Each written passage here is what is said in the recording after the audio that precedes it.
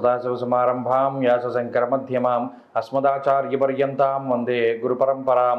జ్యోతిషశాస్త్రాన్ని భావితరాల వారికి ప్రసాదించిన ఋషుల యొక్క పాదపద్మాలకి నమస్కారం చేసుకుంటూ, అలాగే నాకు ఈ జ్యోతిష విద్యను నేర్పిన గురువర్యులు జ్యోతిష బ్రహ్మ కీర్తిశేషులు శ్రీ ఈరంకి సూర్యనారాయణమూర్తి గారు, సూర్యశ్రీ దైవజ్ఞ గారి యొక్క పాదపద్మాలకి నమస్కారం చేసుకుంటూ, ఓం శ్రీ మహాగణాధిపతి నమః, శ్రీ గురుభ్యో నమః, హరి ఓం.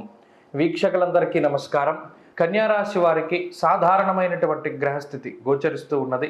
ప్రత్యేకించి షష్ఠ స్థానమందు ఈ రాశి వారికి శనేశ్వరుడు యోగిస్తూ ఉండడం, అలాగే భాగ్యస్థానమందు గురుగ్రహం యోగిస్తూ ఉండడం, అలాగే ఈ రాశి వారికి చంద్రబలం ఈ వారం అధికంగా ఉండడం, వెరసి శుక్రుడితోటి కలుపుకొని 4 గ్రహాల తాలూకు శుభ ఫలితాలు ఉన్నాయి.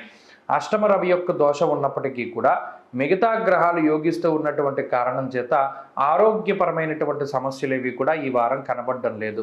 అయితే ఒక్క ఎండ దెబ్బ తగిలేటువంటి అవకాశం ఉంటుంది.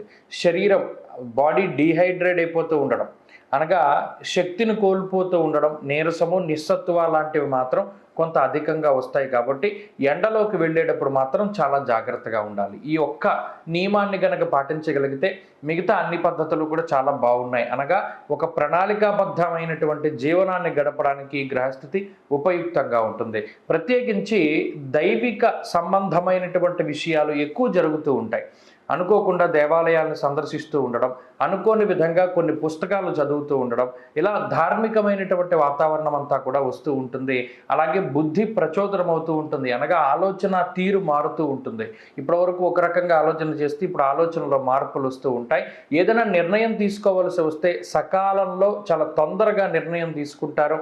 ఫలానా నిర్ణయాన్ని అతి తక్కువ సమయంలో తీసుకున్నటువంటి పరిస్థితులు గత 3 నెలలుగా కూడా కన్యారాశి వారికి లేవు. ఇప్పుడు ఆ పరిస్థితులు కనబడుతూ ఉన్నాయి.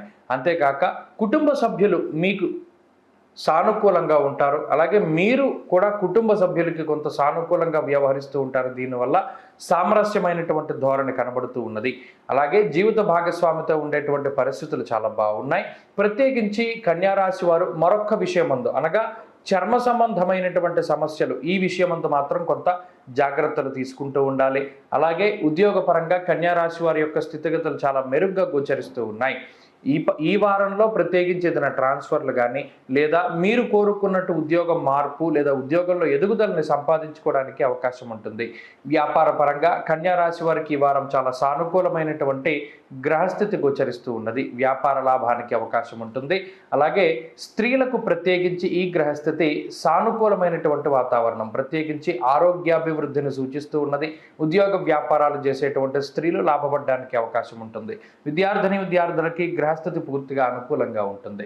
కన్యారాశి వారి వారంలో మరింత అనుకూలమైనటువంటి ఫలితాలను సాధించడానికై ఆంజనేయ స్వామి వారి యొక్క ఆరాధన చేస్తూ ఉండడం చెప్పదగినటువంటి సూచన. ఈ వారంలో కలిసొచ్చేటువంటి రోజు శనివారంగా చెప్పవచ్చును. అదృష్ట సంఖ్య 1, అదృష్ట వర్ణము ఆకుపచ్చ. తదుపరి తులారాశి.